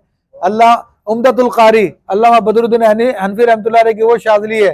इरशादुस सारी के मुसन्निफ वो शाज़िली है। अल्लामा अब्दुर रऊफ मनावी वो शाज़िली है। अल्लामा कुस्तलानी वो शाज़िली है। अल्लामा ज़ुरक़ानी वो शाज़िली है। और अल्लामा ताजुद्दीन सुबकी वो शाज़िली है। अल्लामा सावी वो शाज़िली है। और ये तो सिर्फ मैं चंद मशहूर नाम बता रहा हूँ मैं, वरना अच्छा इसकी वजह बता के बात को ख़त्म करता हूँ, बात तो काफ़ी लंबी है। ये बुजुर्गों ने लिखा, शेख शमसुद्दीन मोहम्मद हनफी रहमतुल्लाह तआला अलैह बहुत बड़े औलिया में से गुजरे हैं और ये इब्न हजर अस्कलानी के हम सबक थे और ऐसे कमाल के औलिया किराम में से थे कि सुभान अल्लाह। उनके बारे में पढ़ना हो तो अब्दुल वहाब शारानी की किताब अत-तबक़ातुल कुबरा का मुताला कीजिए, उसमें उनका तर्जमा लिखा हुआ है। वो फरमाते हैं कि नहनु मुख्तारून फी लौहिल महफूज, कि हम शाज़िली जो है लोहे महफूज से चुने गए हैं। तो फिर उसकी तशरीह में इमाम मोहम्मद बिन मसूद अल मुदगरी अल हाजी अल फासी रहमतुल्लाह तआला अलैह अपनी किताब अल फ़यूदातुर रब्बानिया फ़ी तफ़दील तरीक़त शाज़िलिया में फरमाते हैं कि इससे मुराद ये कि जिस दिन अल्लाह ताला ने अहद लिया था रूहों से कि अलस्तु बिरब्बिकुम, क्या मैं तुम्हारा रब नहीं हूँ, उस दिन इमाम अबुल हसन अली शाज़िली रहमतुल्लाह अलैह की रूह को तलब किया गया और फरमाया गया उनसे कि अबुल हसन, क़यामत तक तुम्हारे जितने मुरीदीन आने लोहे महफूज से जाके चुन लो। तो इमाम शाज़िली रहमतुल्लाह अलैह फरमाते हैं कि जब मैंने लोहे महफूज पर नज़र की तो 5 किस्म की कैटेगरी थी। और पहली कैटेगरी वो थी कि जिनके चेहरे चांद और सूरज की तरह चमक रहे थे लोगों के।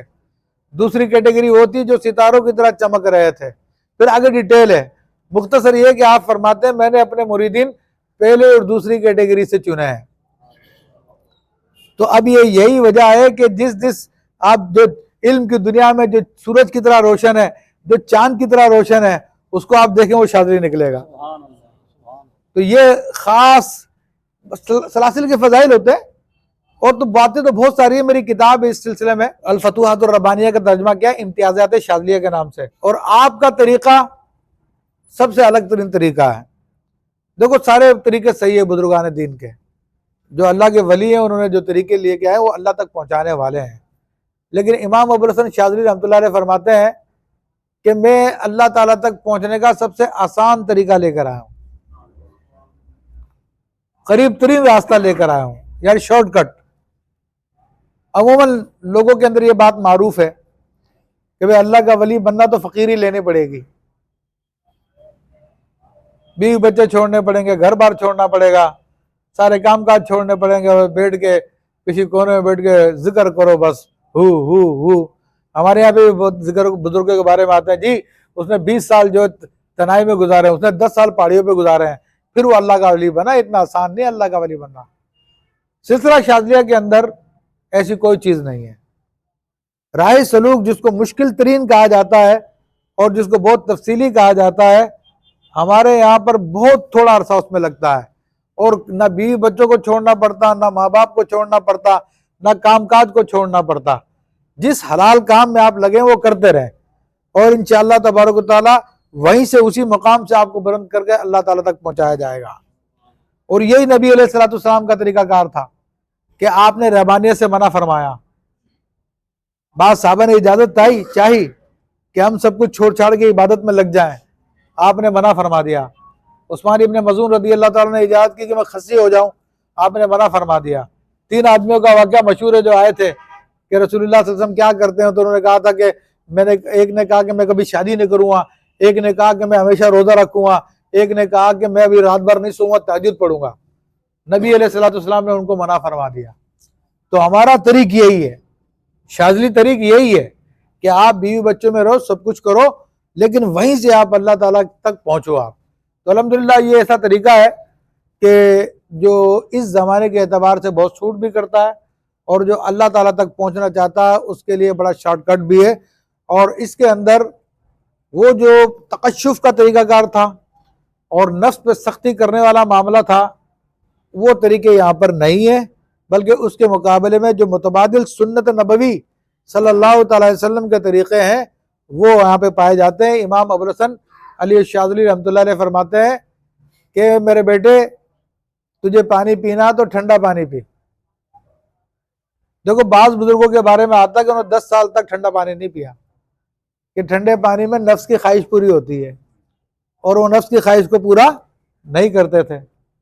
लेकिन इमाम शाज़ली फरमाते हैं, ए मेरे बेटे ठंडा पानी पी, गर्म पानी पिएगा तो मरे दिल से कहेगा अल्हम्दुलिल्लाह, ठंडा पानी पिएगा तो सच्चे दिल से कहेगा अल्हम्दुलिल्लाह।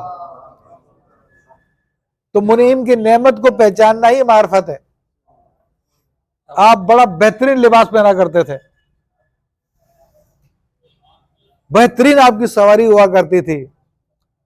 तो एक महफिल में आप गुफ्तगू फरमा रहे थे तो एक वहां पे गुदड़ी पोश फकीर भी था जिसने फकीरी ली हुई थी। उसने आपकी आस्तीन पकड़ी और कहने लगा, या शेख मा उबीदिल्लाह फी हाज़िल अलबिसा, शेख इन कपड़ों में अल्लाह की इबादत नहीं की जा सकती। आपने उसकी आस्तीन पकड़ी और आपने फरमाया कि तेरे इन कपड़ों में भी अल्लाह की इबादत नहीं की जा सकती। फिर आप फरमाते हैं कि तेरे कपड़े कहते हैं कि मैं गरीब हूं, कल्लाश हूं, फकीर हूं, कंगला हूं, मुझको कुछ दे दो। और मेरे कपड़े कहते हैं मुझ पे अल्लाह का बड़ा फजल है, मुझे तुम्हारे माल की जरूरत नहीं है। तो ये वो तरीका है जो इल्म वालों के लिए, अहले इल्म के लिए। मैं बात को खत्म करता हूं क्योंकि टाइम हमारा सेशन शॉर्ट है और मुझे आगे भी निकलना है, कोटा की तरफ जाना है जहाँ पर मगरिब से पहले पहुंचना। जी हाँ बिल्कुल, सवालात वगैरह। अस्सलाम वालेकुम। वालेकुम अस्सलाम। अच्छा, पहले तो मैं एक मोहब्बत की बात ज़हन में आई है, वो अगर गुजारिश कर दूँ। मैंने 2004-05 से गालबन आपको टीवी मार कुछ सुना है, देखते रहते हैं, लेकिन लाइव जो है आप ज़्यादा खूबसूरत लग रही हैं टीवी की निस्बत। तो मेरे असल में तो 3 सवाल थे, लेकिन अब आपकी गुफ्तगू से एक आध और हैं, तो उसूली से आप बेशक मुख्तसर इशारतनी जवाब अता फरमाइए बरकत के लिए। आपने अकायद का फरमाया है, तो अकायद के बारे में ये फरमा दें कि जिस तरह अमाल में कुछ ज़न्नी चीज़ें होती हैं और फ़ुरुआत होती हैं, क्या अकायद में भी कुछ कती हैं और कुछ ज़न्नी और फ़ुरूई अकायद भी हैं? देखिए, अकायद में भी ये एक हकीकत है कि अकायद में कुछ तो कतइयात होती हैं, अगर जिसका इनकार करना है, जिससे इख्तलाफ करना कुफ्र होता है, और बाज़ सूरतों के अंदर वो हराम व नाजायज़ होता है। और अकायद के अंदर बाज़ वो होते हैं जो ज़न्नियात में आते हैं, या जिसको हम ज़रूरियात अहले सुन्नत कहते हैं। तो वो अकायद जो है वो भी ज़रूरी होते हैं, उसके इनकार करने से बंदा काफिर तो नहीं होता, लेकिन अहले सुन्नत के दायरे से निकल जाता है।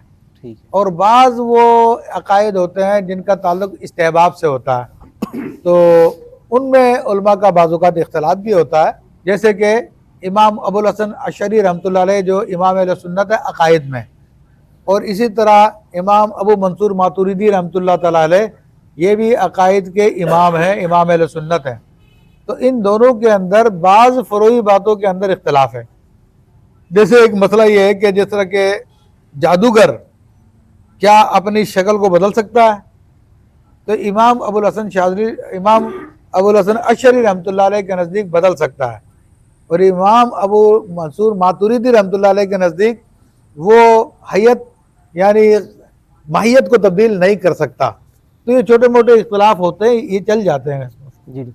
अच्छा, इसी से अब वो मुतलका है सवाल कि एक आदमी है, उसकी गुमराही हम ये समझते हैं उसके ज़ाहिर या बात को देख कर के हद कुफर तक नहीं पहुंची, है उसको गुस्ताखाना इबारात का सही कोई इल्म नहीं है, समझ नहीं है, उनकी मस्जिद में जाता है या पठान है और हिफज वहाँ से सिर्फ किया था, तो बाकी आगे उसको कोई तफसीलात नहीं पता, लेकिन मतलब तबलीगी जमात में हो गया है या उनके यहाँ आता जाता है, तो उसके बारे में क्या हुक्म होगा?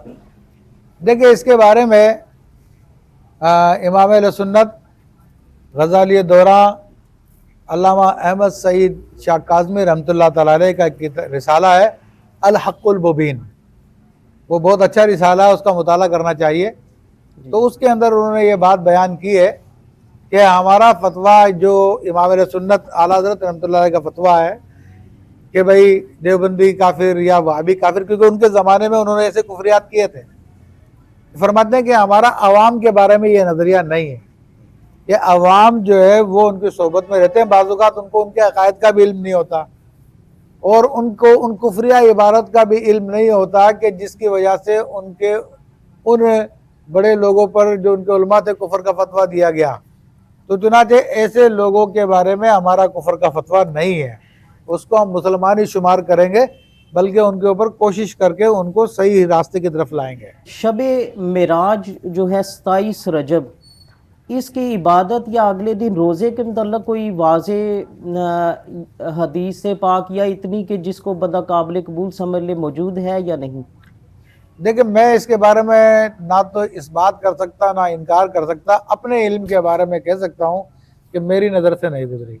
जी ठीक है, ठीक है।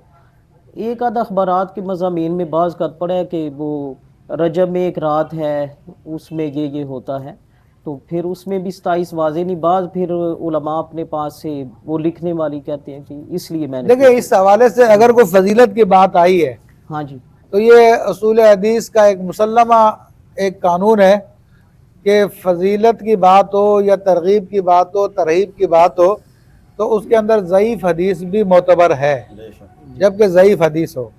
अच्छा, मौजू का कोई एतबार नहीं है, तो अगर ज़ईफ़ भी हदीस सिलसिले में मिल जाती है तो हमारे लिए एक दलील है। वो कलमा शरीफ जो है नमाज के बाद यहाँ पंजाब में अक्सर पढ़ा जाता है, बल्कि कराची में भी बहुत जगह है।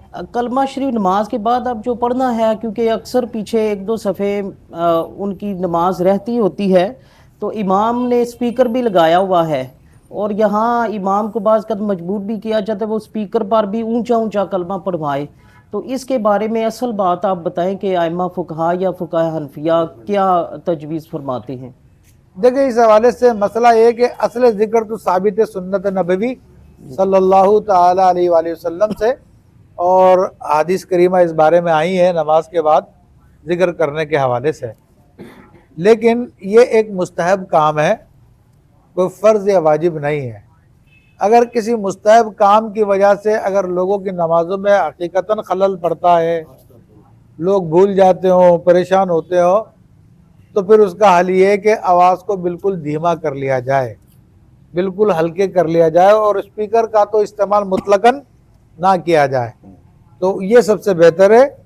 और अगर उसको छोड़कर अगर हम सिर्फ अस्तगफिरुल्लाह कहें तो वो भी सुन्नत नबवी सल्लल्लाहु ताला अलैहि वसल्लम है कि नमाज के बाद 3 दफ़ा अस्तगफिरुल्लाह पढ़ना या अस्तगफिरुल्लाह अज़ीम अल्लज़ी ला इलाहा इल्ला हुवल हय्युल क़य्यूम व अतूबु इलैह, ये भी सुन्नत है, तो ये भी किया जा सकता है।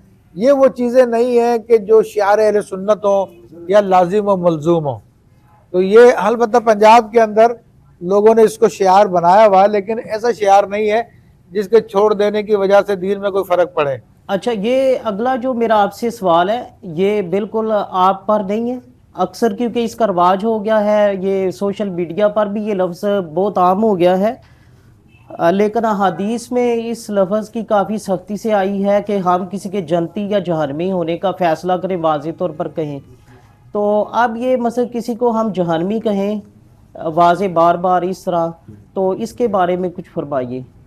देखिए, अकीदा यही है अकीदा यही है कि किसी के बारे में कतईयत के साथ जन्नती या जहन्नमी होने का हुक्म नहीं लगा सकते, हत्ता कि जो कलमा पढ़ते हुए मुसलमान मरा है तो उसके बारे में आप जन्नत की कतईयत की गवाही नहीं दे सकते। ठीक है, यहाँ तक कि कोई कुफर पे मरा है उसके बारे में भी आप जहन्नमी होने की गवाही नहीं दे सकते। तो ऐसे ही किसी की ज़िंदगी में नहीं कह सकते। लेकिन नबी करीम सल्लल्लाहु अलैहि वसल्लम की हदीस से ये साबित है कि किसी के बारे में उसने ज़न या सुए ज़न रखना जायज़ है। ठीक है। जैसे कि एक रिवायत में आता है कि एक जनाजा गुजरा, नबी अलैहिस्सलाम सहाबा किराम के साथ मौजूद है, तो लोग उसकी तारीफ़ कर रहे थे कि बड़ा अच्छा आदमी था, नेक आदमी था, इस किस्म की बातें कर रहे थे। तो आपने फरमाया वाजिब हो गई। तो एक दूसरा जनाजा गुजरा तो लोग उसकी बुराई कर रहे थे, आपने फरमाया वाजिब हो गई। माशाल्लाह माशाल्लाह। तो इस पर जो है साहबा ने पूछा रसूलुल्लाह क्या वाजिब हो गई? तो आपने फरमाया कि पहला जो जनाजा गुजरा लोग उसकी तारीफ कर रहे थे, उसकी अच्छाई की गवाही दे रहे थे, तो उसके लिए जन्नत वाजिब हो गई, और जिसकी बुराई कर रहे थे उसके लिए जहन्नम वाजिब हो गई। तो ये एक गुमान होता है, और ख़ास तौर पर ऐसे मौके पर लोगों को मुतनफ़िर करने के लिए, उसकी हकीकत से डराने के लिए लोगों को फिर इस किस्म के लफ्ज़ अगर इस्तेमाल किए जाते हैं तो वो एक ज़नियात के हैसियत रखती है, उससे ज़्यादा कोई कतई बात नहीं होती। मुमकिन है वो तौबा कर ले, हाँ जी, और राय रास्त पे आ जाए, लेकिन अभी जो इस वक्त इसके आमाल है बिल्कुल वो है वही जहन्नमी वाले। माशाल्लाह। ये जो हदीस पाक आपने पेश की है बहुत ही खूबसूरत, मेरा दिल कर रहा है कि मैं आपका हाथ चूमूं इस पर, तो यहाँ से ही इंशाल्लाह अल्लाह ताला आपको। अच्छा जनाब, आखिरी है मेरा भी कि आपने अल्लामा इब्ने नुजैम रहमतुल्लाह अलैह और इमाम इब्ने हमाम रहमतुल्लाह अलैह का जिक्र फरमाया है, तो इनके किताबें थोड़ा थोड़ा मैंने कभी बाज़ जगह देखी हैं और बहुत खूबसूरत हैं। तो लेकिन मुफ्ती रफ़ीकुल हसनी साहब ने भी एक जगह लिखा है कि इनके जितने इनफरादी वो जो है ना इज्तिहादात, उसमें से किसी पर भी फतवा आप नहीं देंगे जितने भी इज्तिहाद उन्होंने फरमाए हैं। देखिए इसके अंदर असल में मुहद्दिसीन या फुक़हा, हाँ जी, कोई भी ऐसी बहस जो मज़हब से हटके करते हैं हाँ जी, तो उसमें उनका एतबार नहीं होता। और फुक़हा में से वो फुक़हा जो अभी दर्जाए इज्तिहाद को ना पहुँचे हों, तो इमाम इब्ने हुमाम रहमतुल्लाह अलैह के बारे में अल्लामा शामी ने फतावा शामी में एक हेडिंग डाली है कि कादा अन यकून मुज्तहिदन, कि इब्ने हुमाम का इल्म बहुत ज़्यादा था, वो मुज्तहिद होने के करीब हो गए थे लेकिन मुज्तहिद नहीं हुए थे। तो इसलिए इनकी वो बहसें जो खिलाफ मज़हब होती हैं तो उसका एतबार नहीं होता। ठीक है, ये मुराद है, ये नहीं है कि वरना बाज़ ऐसी चीज़ें होती हैं जैसे कि हमारे मज़हब में, अहले सुन्नत के मज़हब में, बल्कि हनफियों के नज़दीक मगरिब की अज़ान के बाद कोई नवाफिल नहीं है, डायरेक्ट 3 रकात फ़र्ज़ है। लेकिन इमाम इब्ने हुमाम रहमतुल्लाह अलैह दीगर सुन्नतों को देकर, सहाबा किराम के तर्ज़ अमल को देकर कहते हैं कि मगरिब की फ़र्ज़ नमाज से पहले 2 रकात नफिल पढ़ना सुन्नत है। तो अब वो सदरुल शरिया बदरुल तरीक़ा मौलाना अमजद अली आज़मी रहमतुल्लाह अलैह फरमाते हैं कि बहुत बड़े आलिम दीन है और इनकी इस बात पे अमल करने में कोई हर्ज नहीं है। तो हाँ, ऐसे मामलात होते हैं। हालांकि आपने फ़िक़ह की किताबें पढ़ी होगी, हमारी किसी किताब में नहीं है कि मगरिब से पहले 2 रकात नफिल पढ़ना सुन्नत है, लेकिन बुजुर्गों ने लिखा। जी। अच्छा, आपने बारिश शरीयत का जिक्र फरमाया है, हमारी मस्जिद में लोगों का मुतालबा था, तो मैंने बारिश शरीयत की उस इबारत से ही ना देख कर तो मैंने 3 मिनट की अजान के बाद इजाज़त दे दिया, क्या ये दुरुस्त है? बिल्कुल दुरुस्त है। असल में बात है सुन्नत नबवी सल्लल्लाहु अलैहि वसल्लम पे पढ़े अमल नहीं करने की जाते, नहीं है। लेकिन 3 मिनट हम इंतज़ार करते हैं। ठीक है, कोई हर्ज नहीं है।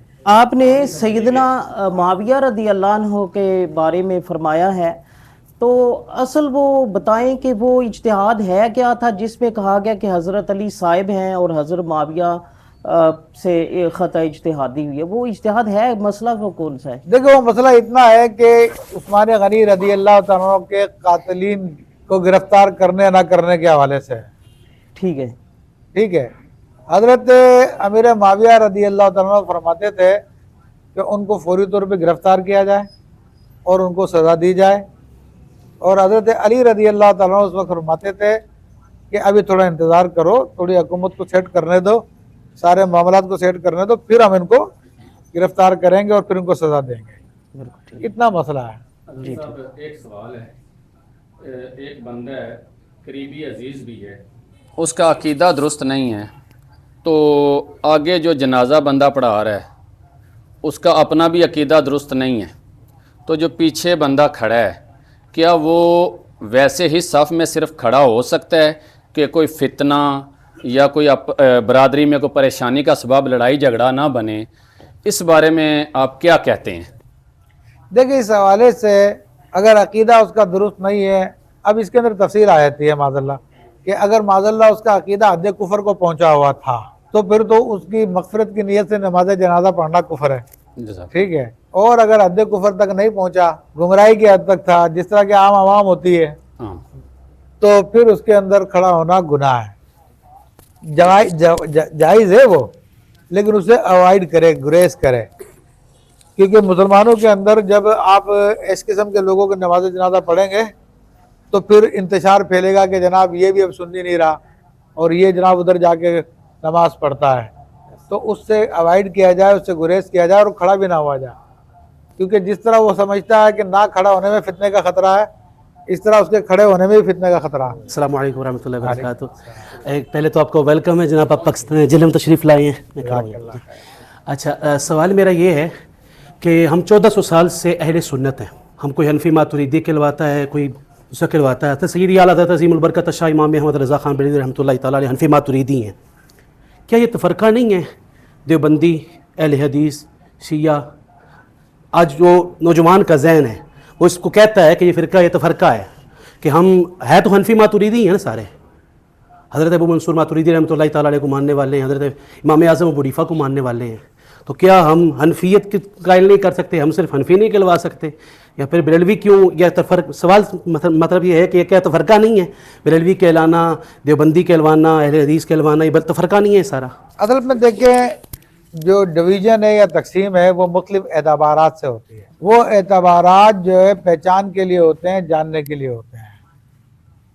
तो जिस तरह के अकायद के एतबार से आप तकसीम करते हैं अशरी या मातुरीदी, तो वो एक अलग पहचान है।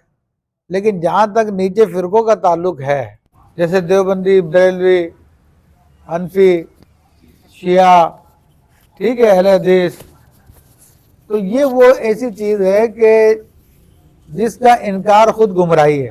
कि नबी करीम सल्लल्लाहु तआला अलैहि वसल्लम की हदीस मुबारका से ये बात साबित है कि यह उम्मत 73 फ़िरक़ों में बटेगी, और फरमाया कि सतफ्तरिक़ु उम्मती इला सलासतिन व सबईन फ़िरक़ा, कि 73 फ़िरक़ों में बढ़ जाएगी, कुल्लुहा फ़िन्नार इल्ला वाहिदा, कि सब के सब जहन्नुम में होंगे सिवाय एक के। तो ये वो तकदीर का कलम है कि जो चल चुका है और जिसकी खबर अल्लाह के सच्चे रसूल सल्लल्लाहु अलैहि वसल्लम ने इस उम्मत को पहले ही दे दी है। तो जो मुतलकन इन फ़िरक़ों का इनकार करे, जैसा कि मॉडर्न ज़हनियत है आजकल, तो वो समझ लो कि दीन की बड़ी बात का इनकार कर रहा है, तकदीर इलाही का इनकार कर रहा है। और जहाँ तक आइडियल सूरत है कि भाई सबको एक होना चाहिए, तो हम भी यही चाहते हैं कि सबको एक होना चाहिए, मगर वो एक उस तरीके पर होना चाहिए कि जिसकी हिदायत की गवाही खुद रसूलुल्लाह सल्लल्लाहु अलैहि वसल्लम ने दी है, कि फरमाया कि मा अना अलैहि व असहाबी, कि वो तरीका जिस पर मेरी सुन्नत है, मैं और मेरे सहाबाए किराम है। तो अब उन फ़िरक़ों को बिल्कुल नहीं मानना तो समझ लीजिए कि नबी अलैहिस्सलाम की गैबी खबरों का इनकार करना है। तो हम हनफी हैं ना, अगर फ़िरके की बात आप फरमा रहे हैं, हनफी हैं, मातुरीदी हैं, तो उसके बाद डेफिनेटली उस फिर तकसीम करना, फिर तकसीम आगे बरेलवी, क्योंकि जाहिर बात है पाकिस्तान में ज़्यादातर लोग तो बरेली जाके वहाँ जाके क्या आपको बैत नहीं। मैं एक सवाल कर रहा हूँ, देखिए तकसीम का ताल्लुक है ना, मैंने पहले तकसीम का ताल्लुक है, वो तकसीम नहीं है। मातुरीदी होना या अशरी होना या हनफी होना, मालिकी होना, शाफ़ी होना, हम्बली होना, ये तकसीम नहीं है। ये आप एक यूनिवर्सिटी के अंदर चले जाएं और यूनिवर्सिटी के अंदर अगर वहाँ पर काबिल प्रोफेसर होते हैं, काबिल टीचर होते हैं, तो वो एक ही मसले में अपनी अपनी राय रखते हैं और उसको कोई भी नहीं कहता कि इनमें बड़ा तफरका है। बड़ा इनमें इख्तलाफ है और एक दूसरे के दुश्मन, ऐसा कोई मसला नहीं है। तो ये नबी अलैहिस्सलाम की हदीस है कि इख्तलाफ उलमाए उम्मती रहमतुन, कि मेरी उम्मत का उलमा का इख्तलाफ करना भी एक दूसरे के लिए रहमत है। और इस रहमत की दलील जो है, आप जो है जब दुनिया से बाहर निकलेंगे, पाकिस्तान से बाहर निकलेंगे, दुनिया में जाएंगे, तब आप लोगों का एहसास होगा कि हाँ भाई ये जो मज़ाहिब फ़िक़िया बने हुए हैं उनके बड़े फ़वाइद है। यानी हमारे पाकिस्तान में मौसम सब नॉर्मल है, ठीक है, और हर चीज़ हम लोग टाइम पे कर रहे होते हैं। लेकिन इसके मुकाबले में आप यूरोप में चले जाएं या जैसे कि मोरक्को में चले जाएं, इन कंट्रीज़ में चले जाएं, वहाँ पर तो नमाज़ों का ऐसा फ्लक्चुएशन है कि आपको अंदाज़ा नहीं हो सकता। और ख़ासतौर पर यूरोपियन कंट्रीज़ में चले जाएं तो अगर नमाज का वक्त हो गया तो ना आपको कोई वज़ू करने की जगह मिलेगी, पानी होगा लेकिन वज़ू नहीं कर सकेंगे आप, नमाज मैदान खुला पड़ा हो, आप नमाज नहीं पढ़ सकेंगे, हर वक्त बारिश चल रही है।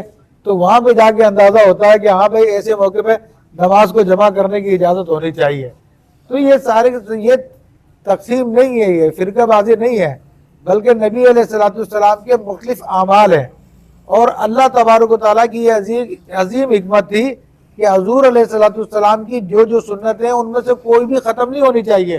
तो कुछ सुन्नतें हनफियों को दे दी, कुछ सुन्नतें मालिकियों के पास चली गई, कुछ सुन्नतें शाफियों के पास चली गई, कुछ हम्बलियों के पास चली गई। और यहाँ तक के इन सुन्नतों की मुहाफ़ज़त के लिए इक़दामात किए गए हैं। यानी हज़ूर गौसे पाक रहमतुल्लाह अलैह के बारे में भी ये मशहूर है कि वो असलन हम्बली नहीं थे, वो उनको हुक्म दिया गया कि अब हम्बली मज़हब यहाँ से ख़त्म हो रहा, आप हम्बली मज़हब को अपनाएं ताकि ये मज़हब ख़त्म ना हो। हैदराबाद दक्कन में मेरी एक शख्स से मुलाकात हुई तो वो सादात में से थे, तो वो हम्बली थे। मैंने कहा आप हम्बली हो यहाँ पे, कब से हो?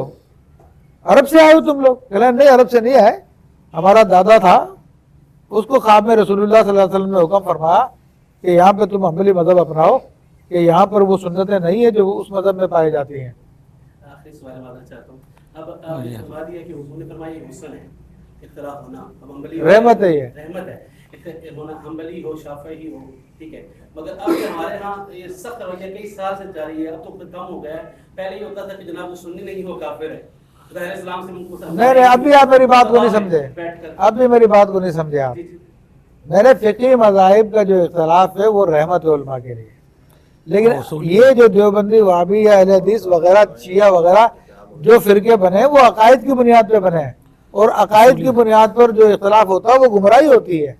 और उसी के लिए अल्लाह के नबी ने फरमाया कि मेरी उम्मत 73 फ़िरकों में बढ़ जाएगी, 72 जहन्नमी और 1 जन्नती है। तो उसको मैं अब भी प्रीफर नहीं कर रहा हूँ आप, तो ये बिल्कुल गलत है जो फ़िरके लोगों ने बना लिए हैं। सिर्फ वही हक है जो अहले सुन्नत बरेलवी गलत है इस ज़माने के अंदर, वही नबी अलैहिस्सलाम की सुन्नत के मुताबिक है और वही सहाबा किराम के तरीके के मुताबिक है। बाकी जितने हैं वो सब के सब गुमराह हैं, वो जहन्नुम उनके लिए तैयार करके रखी हुई है अगर तौबा नहीं करते हैं तो। वो जहन्नम में खुलूद फिर नार उनका होगा या वहाँ भी वही लफ्ज़ आपका कि हद कुफर तक पहुँचे? ठीक आवाज़ है इस तरफ। देखिए हद कुफर में दाखिल है तो खुलूद फिर नार है, ठीक है, और अगर उसमें नहीं दाखिल हुए तो फिर पढ़ने की इजाज़त हिज़्बुल बहर की तमाम हज़रात के लिए जी ठीक। जो भी अहले सुन्नत है यहाँ पर वो सारे के सारे हिज़्बुल बहर की इजाज़त है मेरी तरफ से, आप उसको पढ़ें, अपने वज़ाइफ में लेके आएँ, कम से कम 2 दफ़ा लाजिम कर लें सुबह और शाम। ये अबू हसन शादली और अली शादली और या एक ही है? ये वही है, एक आपका नाम अली है और अबू हसन आपकी कुनियत है। जी जी। अच्छा, ये आप नाबीना भी थे? आखिरी ज़माने में आप नाबीना हुए हैं, हाँ, लेकिन जिस दिन आप नाबीना हुए तो आप फरमाते हैं कि बेटा मैं पूरा बसीर हो गया हूँ, जो ज़ाहिरी चीज़ें छुपी हुई थी वो भी ज़ाहिर हो गई हैं। बहुत बहुत शुक्रिया आप हज़रात का तशरीफ़ लाए, दुआ फरमाऊंगा। अल्हम्दुलिल्लाह रब्बिल आलमीन वस्सलातु वस्सलामु अला सय्यिदिल अंबिया वल मुरसलीन वल आक़िबतु लिल मुत्तक़ीन। ए रब्बे करीम हमारा जमा होना यहाँ पे कबूल व मकबूल फरमा। ए रब्बे करीम जो तलबा यहाँ पर अक़ाइद को सीखने के लिए आए हैं, रब्बे करीम, ए रब्बे करीम हबीब अलैहिस्सलातु वस्सलाम की तो फिर उन पर ख़ुसूसी करम फरमा, फजल फरमा, उनके इल्म में बरकत अता फरमा, हर किस्म की गुमराही से उन्हें महफूज फरमा और दीन का सच्चा सिपाही बना। ए रब्बे करीम जितने उलमाए किराम यहाँ पे आए हुए हैं, अहबाब मौजूद हैं, ए रब्बे करीम उन सब के इल्म, उमर, जान, माल, इज़्ज़त, आबरू, दीन, अक़ल, ईमान, औलाद में बरकत अता फरमा। ए रब्बे करीम दारुल उलूम को शाद आबाद फरमा, इसे दिन दुगनी रात चौगनी तरक्की अता फरमा, गैब से इसके लिए ज़राए मुहैया फरमा।